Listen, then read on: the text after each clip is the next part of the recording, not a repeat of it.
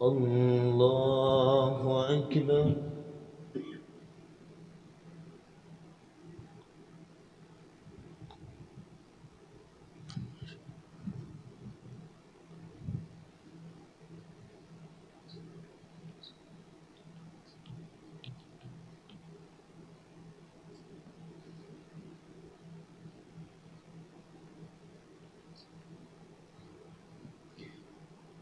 الحمد لله رب العالمين الرحمن الرحيم مالك يوم الدين إياك نعبد وإياك نستعين اهدنا الصراط المستقيم صراط الذين أنعمت عليهم غير المغضوب عليهم ولا الضالين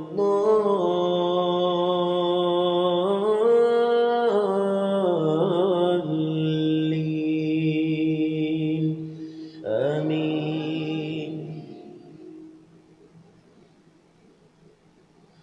يا أيها الذين آمنوا لا تتخذوا بطانة من دونكم لا يألونكم خبالا ودوا ما عنتم قد بدت البغضاء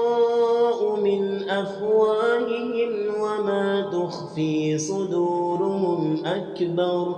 قد بينا لكم الآيات إن كنتم تعقلون. ها أنتم أولئك تحبونهم ولا يحبونكم وتؤمنون بالكتاب كله. ها أنتم أولئك تحبونهم ولا يحبونكم وتؤمنون بالكتاب كله وإذا لقوكم قالوا آمنا وإذا خلوا عضوا عليكم الأنامل من الغيظ قل موتوا بغيظكم إن الله عليم بذات الصدور. إن تمسسكم حسنة تسؤهم وإن تصبكم سيئة يفرحوا بها وإن تصبروا وتتقوا لا يضركم كيدهم شيئا إن الله بما يعملون محيط. وإذ غدوت من أهلك تبوئ المؤمنين مقاعد للقتال والله سميع عليم. إذ هم الطائفتان منكم أن تفشلا والله وليهما وعلى الله فليتوكل المؤمنون. ولقد نصركم الله ببدر وأنتم أذلة فاتقوا الله لعلكم تشكرون. إذ تقول للمؤمنين ألن يكفيكم أن يمدكم ربكم ب3,000 من الملائكة منزلين بلى إن تصبروا وتتقوا ويأتوكم من فورهم هذا يمددكم ربكم ب5,000 من الملائكة مسومين وما جعله الله إلا بشرى لكم ولتطمئن قلوبكم به وما النصر إلا من عند الله العزيز الحكيم ليقطع طرفا من الذين كفروا أو يكبتهم فينقلبوا خائبين ليس لك من الأمر شيء أو يتوب عليهم أو يعذبهم ليس لك من الأمر شيء أو يتوب عليهم أو يعذبهم فإنهم ظالمون ولله ما في السماوات وما في الأرض يغفر لمن يشاء ويعذب من يشاء والله غفور رحيم يا أيها الذين آمنوا لا تأكلوا الربا أضعافا مضاعفة واتقوا الله لعلكم تفلحون واتقوا النار التي أعدت للكافرين وأطيعوا الله والرسول لعلكم ترحمون وسارعوا إلى مغفرة من ربكم وجنة عرضها السماوات والأرض أعدت للمتقين الذين ينفقون في السراء والضراء والكاظمين الغيظ والعافين عن الناس والله يحب المحسنين والذين إذا فعلوا فاحشة أو ظلموا أنفسهم ذكروا الله فاستغفروا لذنوبهم ومن يغفر الذنوب إلا الله ولم يصروا على ما فعلوا وهم يعلمون أولئك جزاؤهم مغفرة من ربهم وجنات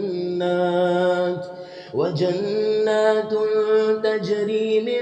تحتها الأنهار خالدين فيها ونعم أجر العاملين قد خلت من قبلكم سنن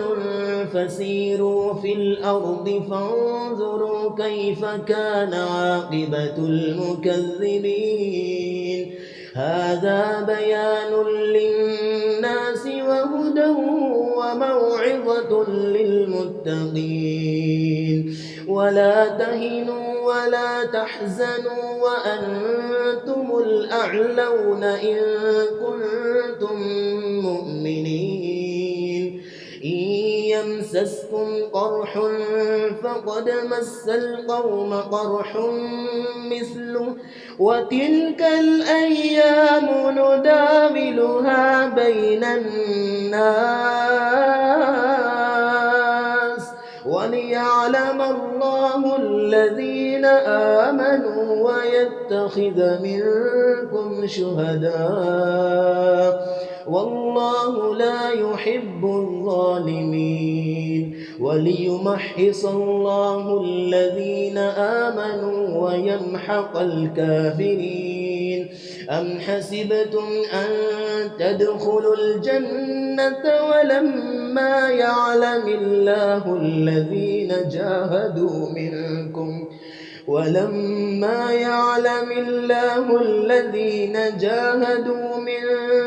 ويعلم الصابرين ولقد كنتم كنتم تمنون الموت من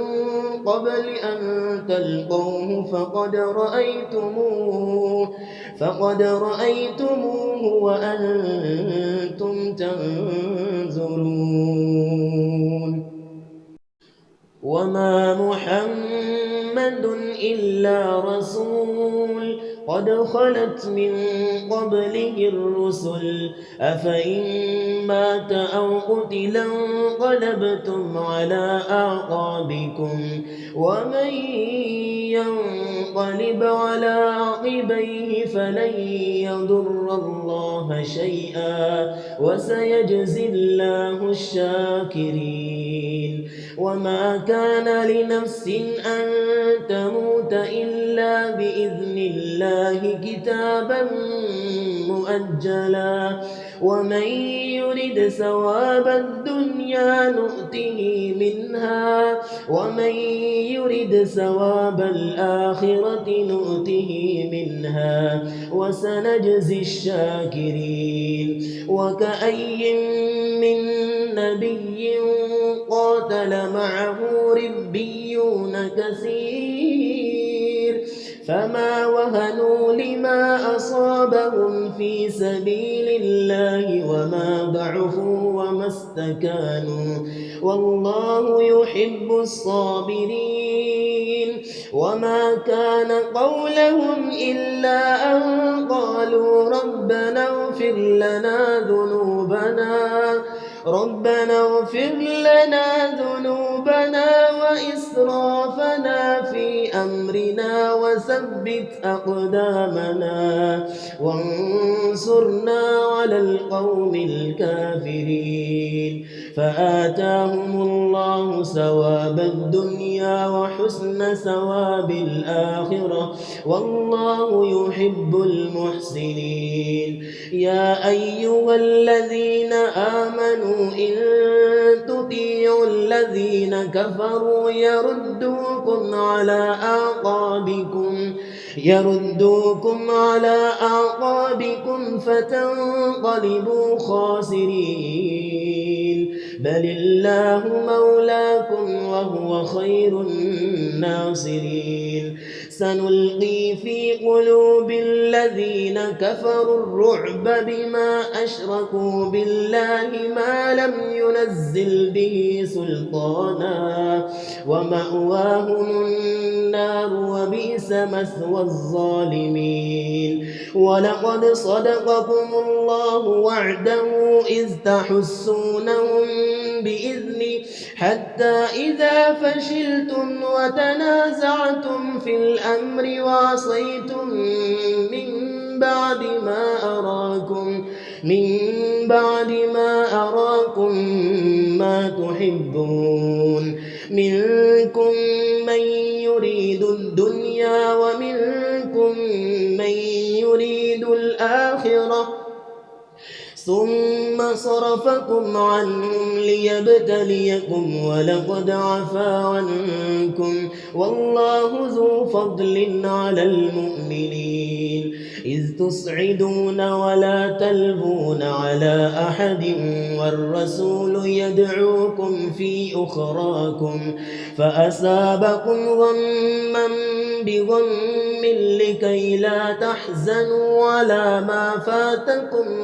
لكي لا تحزنوا على ما فاتكم ولا ما أصابكم والله خبير بما تعملون ثم أنزل عليكم من بعد الغم أمنة نعاسا يغشى طائفة منكم وطائفة قد أهمتهم أنفسهم يظنون بالله غير الحق ظن الجاهلية يقولون هل لنا من الأمر من شيء قل إن الأمر كله لله يخفون في أنفسهم ما لا يبدون لك يقولون لو كان لنا من الأمر من شيء يقولون لو كان لنا من الأمر شيء ما قتلنا هاهنا قل لو كنتم في بيوتكم لبرز الذين كتب عليهم القتل إلى مضاجعهم وليبتلي الله ما في صدوركم وليمحص ما في قلوبكم والله عليم بذات الصدور إن الذين تولوا منكم يوم التقى الجمعان إنما استزلهم الشيطان ببعض ما كسبوا ولقد عفى الله عنهم إن الله غفور حليم يا أيها الذين آمنوا لا تكونوا كالذين كفروا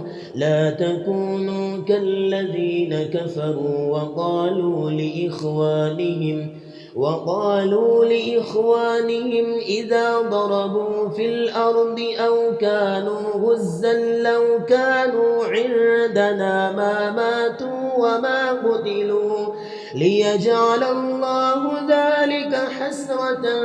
في قلوبهم والله يحيي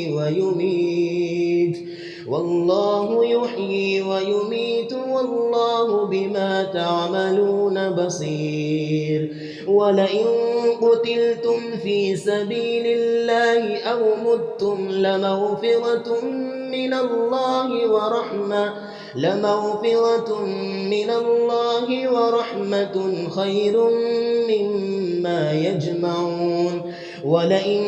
متم أو قتلتم لإلى الله تحشرون فبما رحمة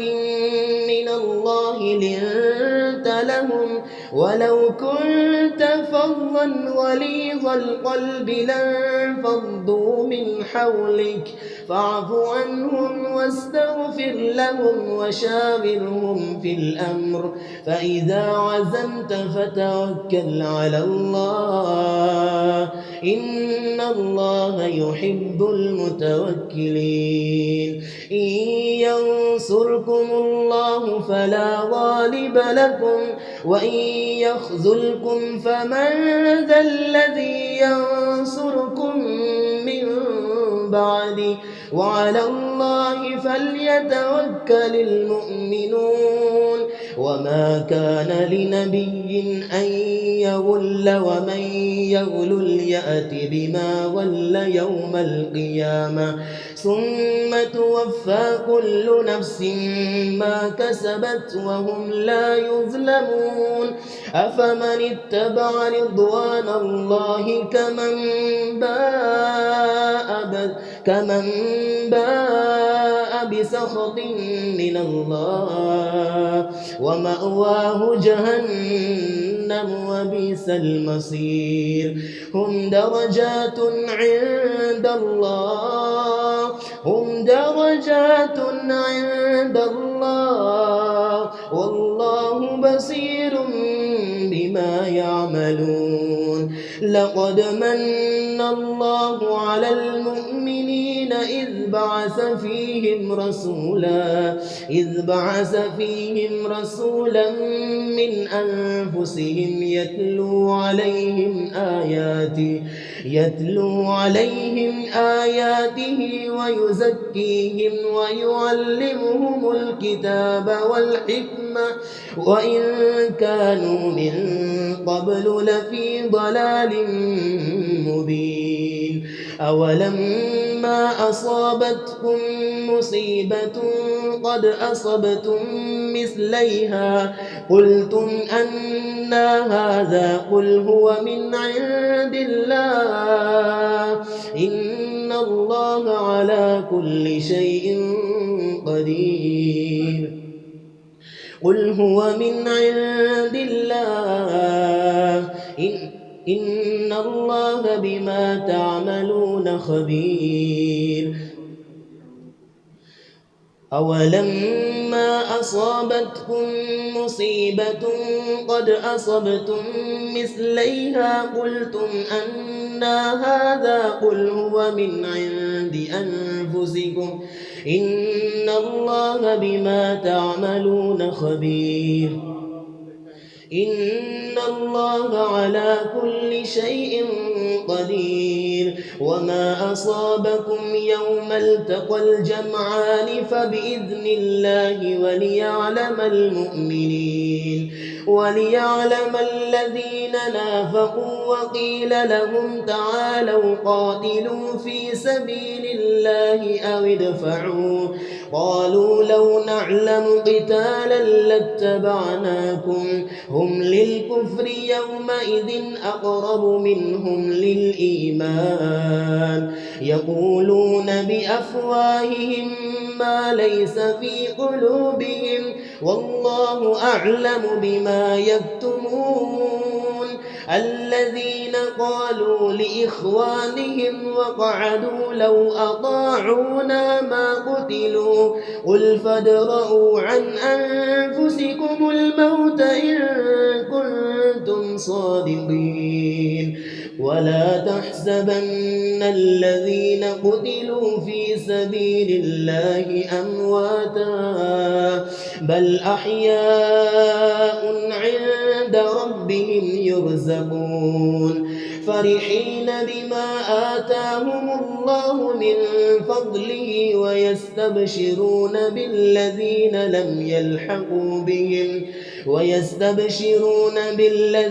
لم يلحقوا بهم ألا خوف عليهم ولا هم يحزنون فرحين بما آتاهم الله من فضله ويستبشرون بالذين لم يلحقوا بهم من خلفهم ألا خوف عليهم ولا هم يحزنون يستبشرون بنعمة من الله وفضل وأن الله لا يضيع أجر المؤمنين الذين استجابوا لله والرسول من بعد ما أصابهم القرح للذين أحسنوا منهم واتقوا أجر عظيم الذين قال لهم الناس إن الناس قد جمعوا لكم فاخشوهم فزادهم إيمانا وقالوا حسبنا الله ونعم الوكيل فانقلبوا بنعمة من الله وفضل لم يمسسهم سوء واتبعوا رضوان الله والله ذو فضل عظيم إنما ذلكم الشيطان يخوف أولياءه فلا تخافوهم وخافون إن كنتم مؤمنين ولا يحزنك الذين يسارعون في الكفر إنهم لن يضروا الله شيئا يريد الله ألا يجعل لهم حظا في الآخرة ولهم عذاب عظيم إن الذين اشتروا الكفر بالإيمان لن يضروا الله شيئا ولهم عذاب أليم ولا يحسبن الذين كفروا أنما نملي لهم خير لأنفسهم إنما نملي لهم ليزدادوا إثما ولهم عذاب مهين ما كان الله ليذر المؤمنين على ما أنتم عليه حتى يميز الخبيث من الطيب وما كان الله ليطلعكم على الغيب ولكن الله يجتبي من رسله من يشاء وما كان الله ليطلعكم على الغيب ولكن الله يجتبي من رسله على من يشاء فآمنوا بالله ورسله وإن تؤمنوا وتتقوا فلكم أجر عظيم ولا يحسبن الذين يبخلون بما آتاهم الله من فضله هو خيرا لهم بل هو شر لهم سيطوقون ما بخلوا به يوم القيامة ولله ميراث السماوات والأرض والله بما تعملون خبير لقد سمع الله قول الذين قالوا إن الله فقير ونحن أغنياء سنكتب ما قالوا وقتلهم الأنبياء بغير حق ذلك بما عصوا وكانوا يعتدون سنكتب ما قالوا وقتلهم الأنبياء بغير حق ونقول ذوقوا عذاب الحريق ذلك بما قدمت أيديكم وأن الله ليس بظلام للعبيد الذين قالوا إن الله عهد إلينا ألا نؤمن لرسول حتى يأتينا بقربان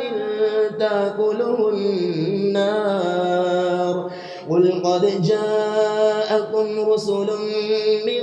قبلي بالبينات وبالذي قلتم فلم قتلتموهم إن كنتم صادقين فإن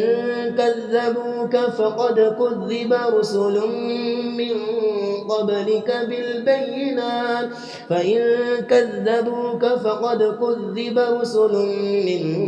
قبلك بالبينات وبالذي قلتم فإن كذبوك فقد كذب رسل من قبلك جاءوا بالبينات والزبر والكتاب المنير كل نفس ذائقة الموت وإنما توفون أجوركم يوم القيامة فمن زحزح عن النار وأدخل الجنة فقد فاز وما الحياة الدنيا إلا متاع الغرور لتبلغن في أموالكم وأنفسكم ولتسمعن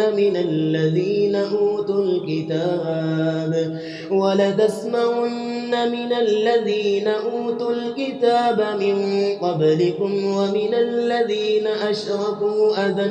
كثيرا وإن تصبروا وتتقوا فإن ذلك من عزم الأمور وإذ أخذ الله ميثاق الذين أوتوا الكتاب لتبيننه للناس ولا تكتمونه فنبذوه وراء ظهورهم واشتروا به ثمنا قليلا فبئس ما يشترون لا تحسبن الذين يفرحون بما أتوا ويحبون أن يحمدوا بما لم يفعلوا فلا تحسبنهم بمفازة من العذاب ولهم عذاب أليم ولله ملك السماوات والأرض والله على كل شيء قدير إن في خلق السماوات والأرض واختلاف الليل والنهار لآيات لأولي الألباب الذين يذكرون الله قياما وقعودا الذين يذكرون الله قياما وقعودا وعلى جنوبهم ويتفكرون في خلق السماوات والأرض ربنا ما خلقت هذا باطلا سبحانك فقنا عذاب النار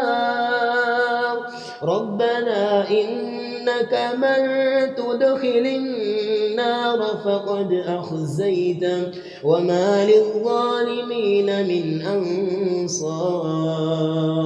ربنا إننا سمعنا مناديا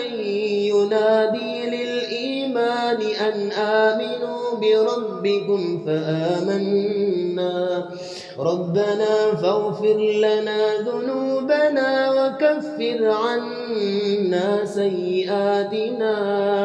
وكفر عنا سيئاتنا وتوفنا مع الأبرار ربنا وآتنا ما وعدتنا على رسلك ولا تخزنا يوم القيامة إنك لا تخلف الميعاد فاستجاب لهم ربهم أني لا أضيع عمل عامل منكم من ذكر أو أنثى بعضكم من بعض فالذين هاجروا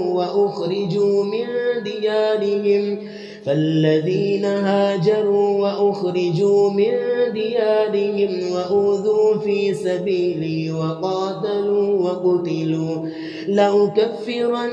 عنهم سيئاتهم ولأدخلنهم جنات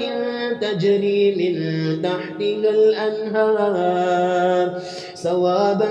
من عند الله والله عنده حسن الثواب لا يغرنك تقلب الذين كفروا في البلاد متاع قليل ثم مأواهم جهنم وبئس المهاد لكن الذين اتقوا ربهم لهم جنات تجري من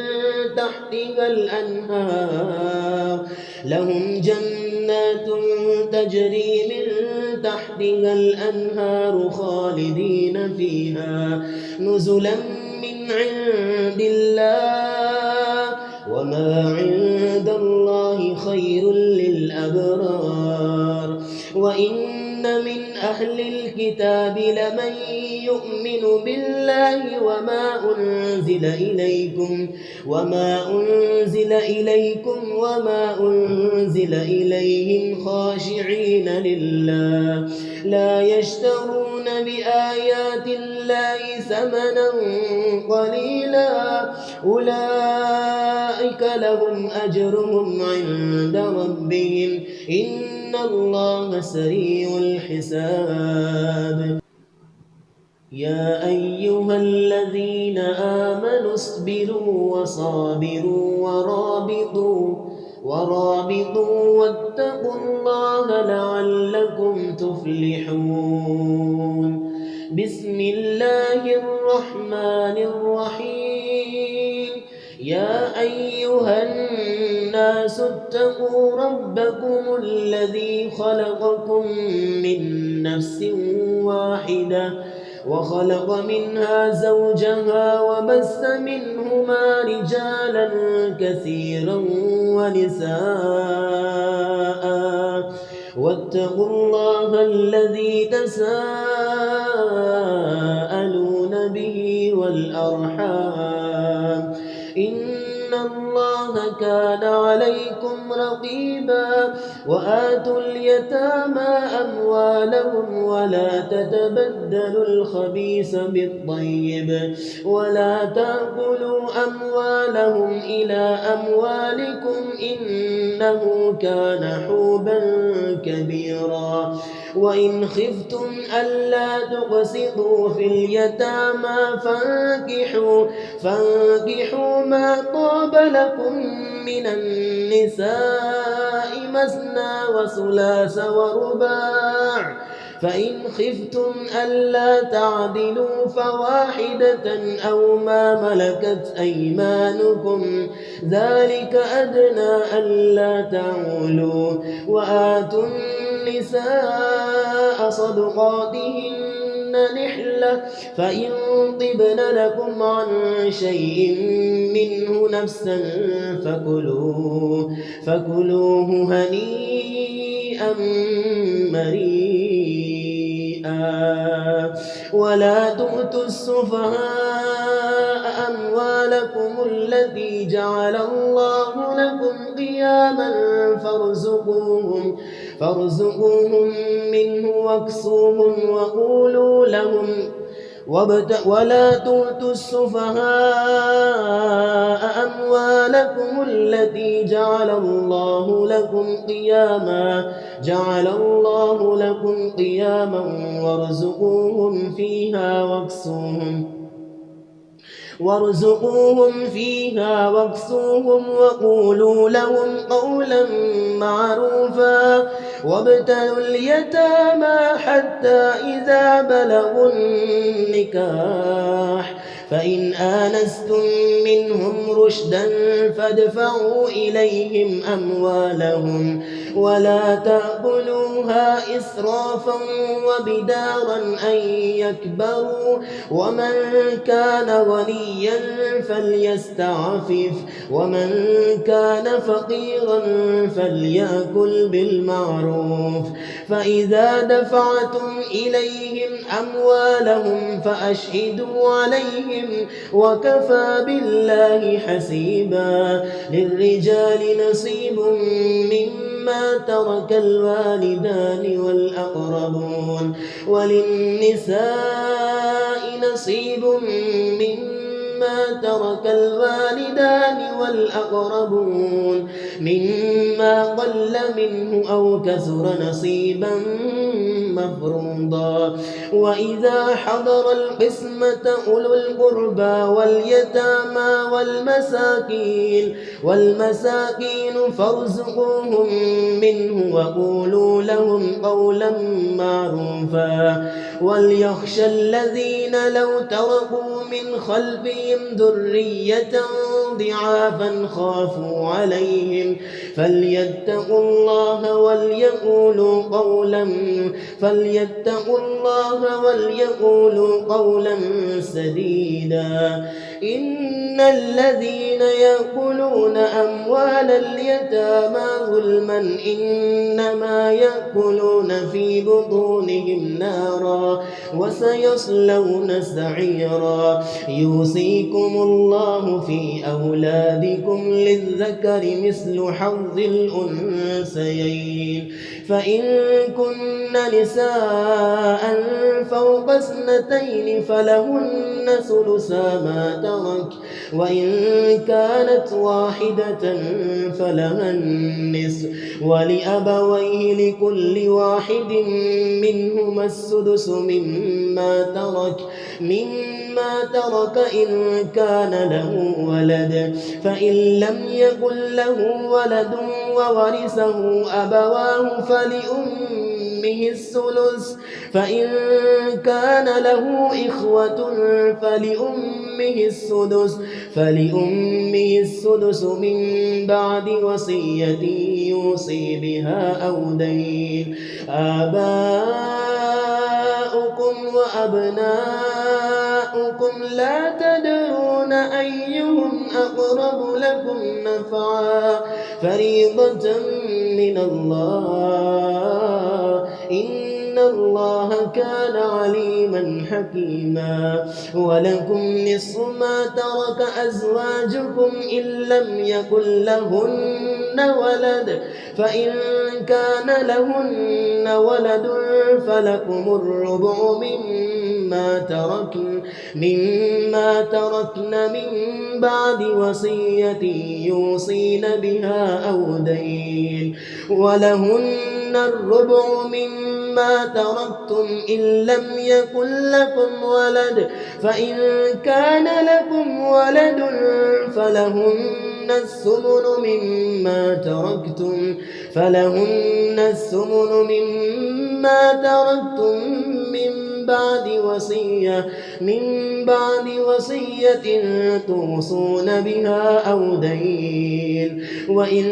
كان رجل يورث كلالة أو امرأة وله أخ أو أخت فلكل واحد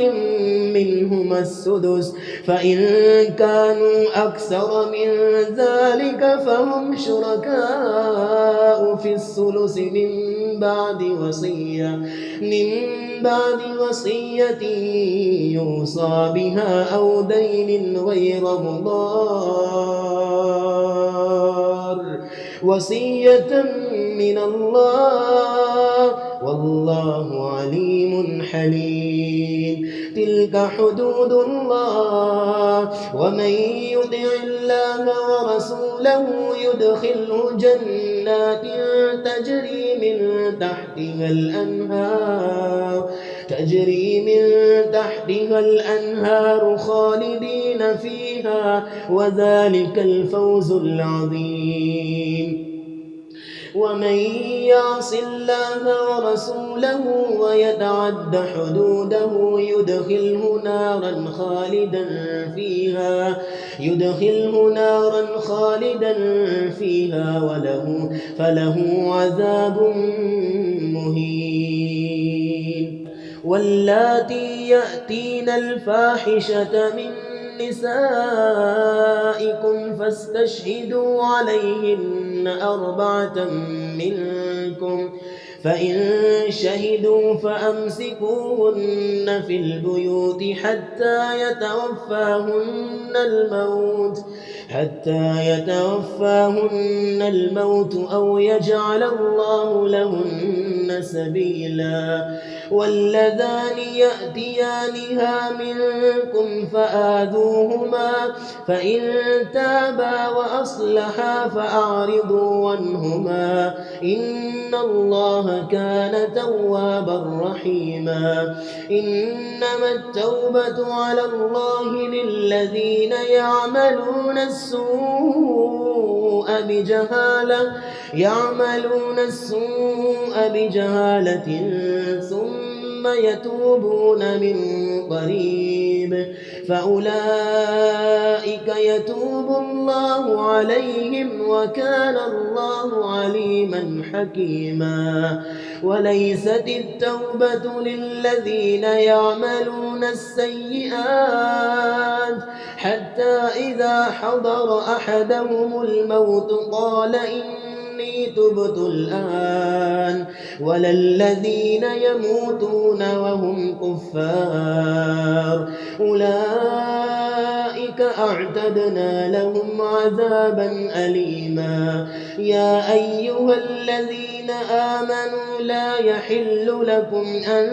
ترثوا النساء كرها ولا تعضلوهن لتذهبوا ببعض ما آتيتموهن إلا أن يأتين بفاحشة مبينة وعاشروهن بالمعروف فإن كرهتموهن فعسى أن تكرهوا شيئا ويجعل الله فيه خيرا كثيرا. وإن أردتم استبدال زوج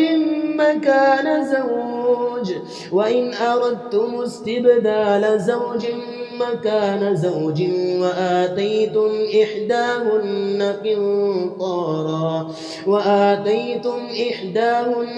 قنطارا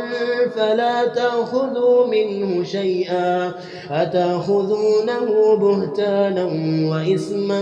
مبينا. وكيف تأخذونه وقد أفضى بعضكم إلى بعض وأخذن منكم ميثاقا غليظا. ولا تنكحوا ما نكح آباؤكم من النساء إلا ما قد سلف إنه كان فاحشة ومقتا وساء سبيلا. ولا تنكحوا ما نكح آباؤكم من النساء إلا ما قد سلف إنه كان فاحشة ومقتا وساء سبيلا. حرمت عليكم أمهاتكم وبناتكم وأخواتكم وعماتكم وخالاتكم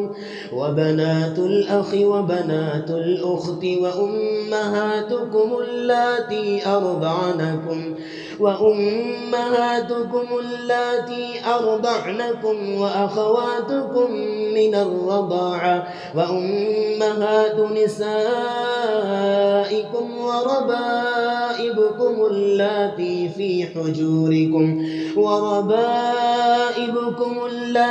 في حجوركم من نسائكم اللاتي دخلتم بهن فإن لم تكونوا دخلتم بهن فلا جناح عليكم.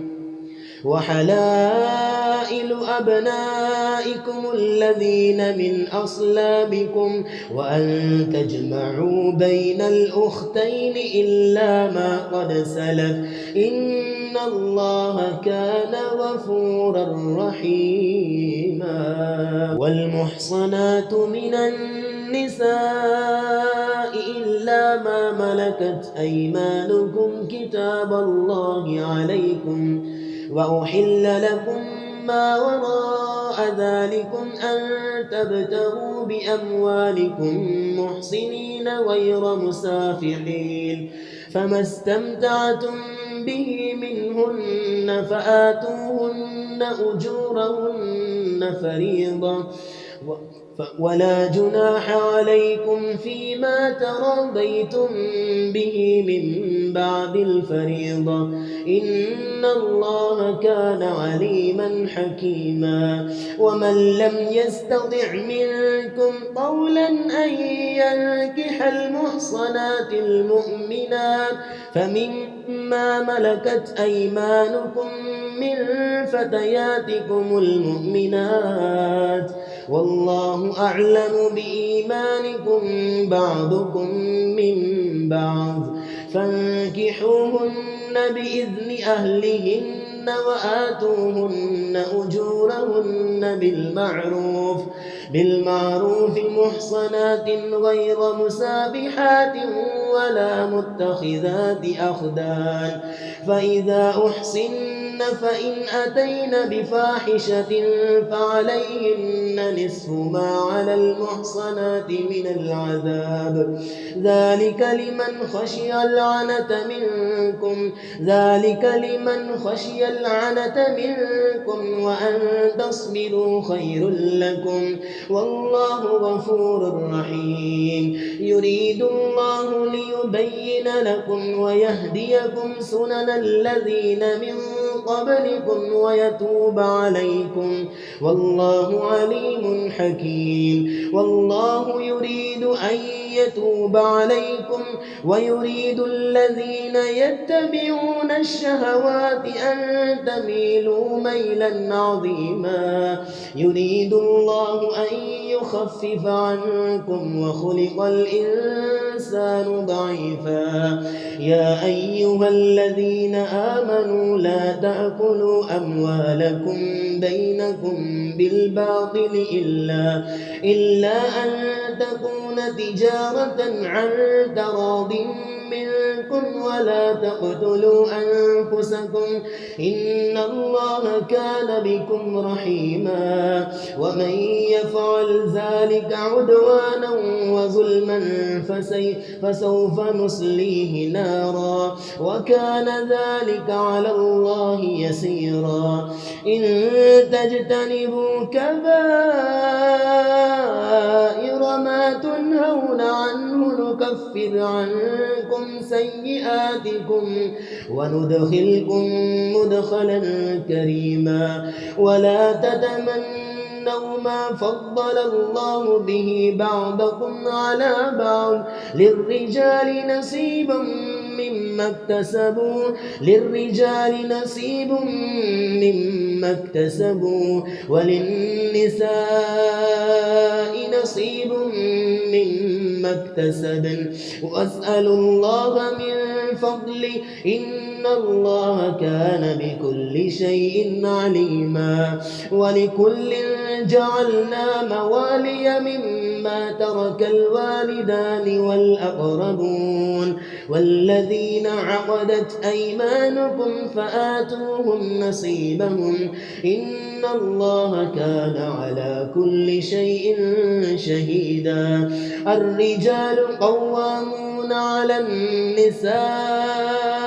بما فضل الله بعضهم على بعض وبما أنفقوا من أموالهم فالصالحات قانتات حافظات للغيب بما حفظ الله واللاتي تخافون نشوزهن فعظوهن واهجروهن في المضاجع واضربوهن فإن أطعنكم فلا تبغوا عليهن سبيلا إن الله كان عليا كبيرا وإن خفتم شقاق بينهما فابعثوا حكما من أهله وحكما من أهلها إن يريدا إصلاحا يوفق الله بينهما إن الله كان عليما خبيرا واعبدوا الله ولا تشركوا به شيئا وبالوالدين إحسانا وبذي القربى واليتامى والمساكين والجار ذي القربى والجار الجنب والصاحب بالجنب وابن السبيل وما ملكت أيمانكم إن الله لا يحب من كان مختالا فخورا الذين يبخلون ويأمرون الناس بالبخل ويكتمون ما آتاهم الله من فضله وأعتدنا للكافرين عذابا مهينا والذين ينفقون أموالهم رئاء الناس ولا يؤمنون بالله ولا باليوم الآخر ومن يكن الشيطان له قرينا فساء قرينا وماذا عليهم لو آمنوا بالله واليوم الآخر وأنفقوا مما رزقهم الله وكان الله بهم عليما إن الله لا يظلم مثقال ذرة وإن تك حسنة يضاعفها ويؤت من لدنه أجرا عظيما فكيف إذا جئنا من كل أمة بشهيد وجئنا بك على هؤلاء شهيدا يومئذ يود الذين كفروا وعصوا الرسول لو تسوى بهم الأرض ولا يكتمون الله حديثا يا أيها الذين آمنوا لا تقربوا الصلاة وأنتم سكارى حتى تعلموا ما تقولون ولا جنبا إلا عابري سبيل حتى تغتسلوا وإن كنتم مرضى أو على سفر أو جاء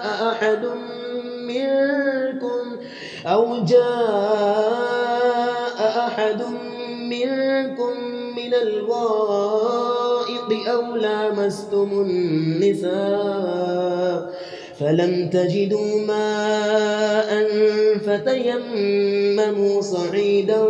طيبا فامسحوا بوجوهكم وأيديكم إن الله كان عفوا غفورا ألم تر إلى الذين أوتوا نصيبا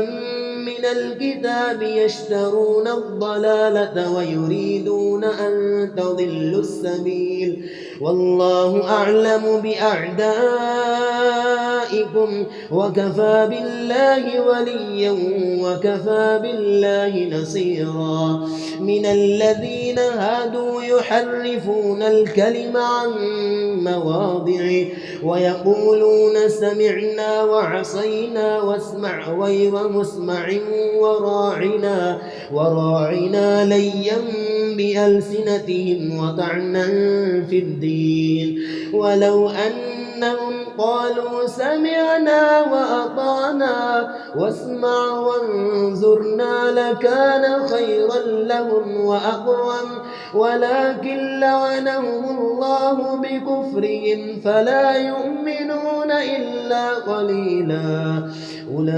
فلا يؤمنون إلا قليلا يا أيها الذين أوتوا الكتاب آمنوا بما نزلنا مصدقا لما معكم